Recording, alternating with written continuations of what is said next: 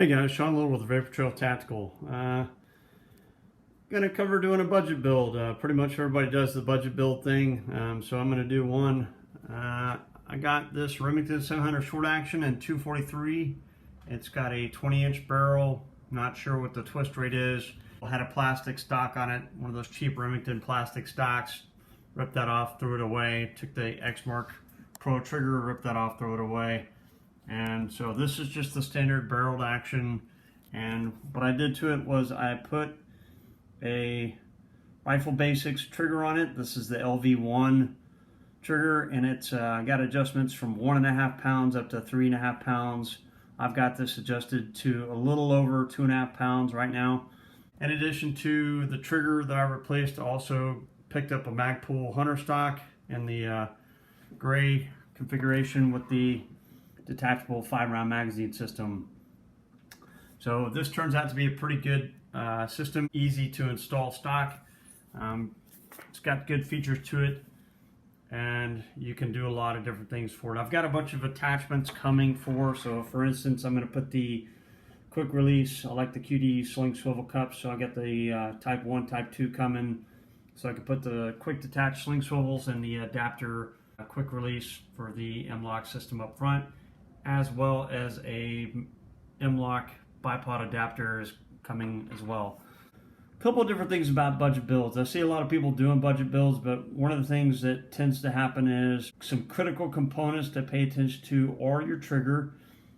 Your trigger is one of those things that can make or break accuracy for your gun. So you want to make sure you have a good trigger in there. I like the rifle basics. They do a good job. They're fairly inexpensive. They're about 140 bucks, 150 bucks to be able to get a really excellent and easily adjustable trigger. They're safe, they're reliable, and I really like their company. They also have good customer service and warranty, which is what I base a lot of my recommendations on, is their customer service and warranty stuff. Magpul, very well known. This has the different cheek risers and the spacers in there. I've already got it pre-adjusted for myself. And then the other thing that I don't skimp on is I don't skimp on optics mounts. I specifically choose either Night Force or Badger Ordnance. These are Badger Ordnance as a 20 MOA Picatinny rail with 30mm rings, and I specifically picked Badger Ordnance because I know they're reliable. Also good customer service and warranty with their products, so I've never had an issue with them. They've always been very reliable. I've never had to send anything back from Badger Ordnance. These are the 30mm medium-high rings, so they're 1 inch. I've started to mount rings a little bit higher, and I'll talk about that whenever I get my optic in. So, and of course, it's sitting on the Precision Rifle Solutions tripod with SSP1 cradle mount for right now for demonstration purposes.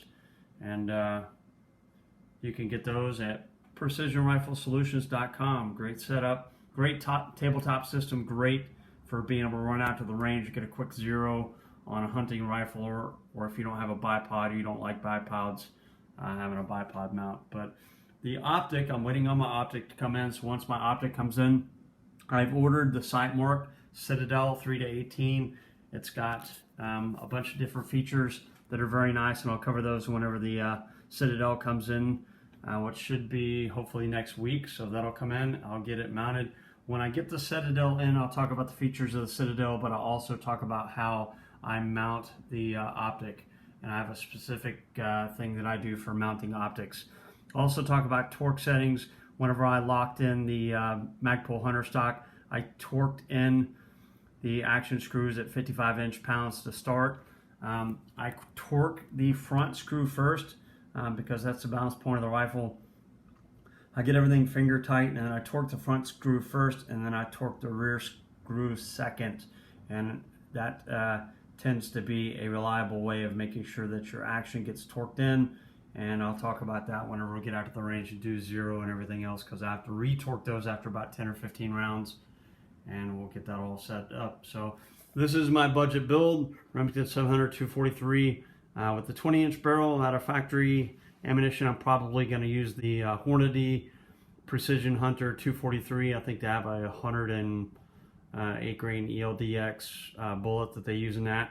Don't quote me on that, but that's probably what I'll use for ammunition.